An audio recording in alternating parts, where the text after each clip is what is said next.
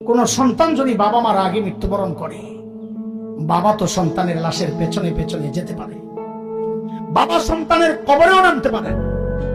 বলে কেন, বাবার কলিজায় কি মায়া দয়া নাই? আছে।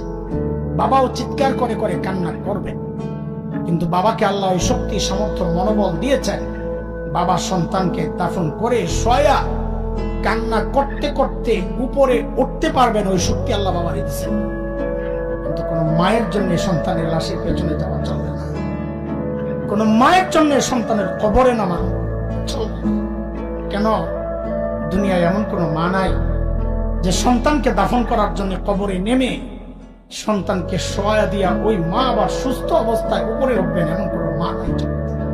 সন্তানদের শোয়া নিজ লাশ হইয়া শুয়া পড়বে। এরে ভাই, একটু জানতে চাই, এই যে মার কলিজা এত দরদ, এত মমতা, এত মায়ার ভালোবাসা, কারণটা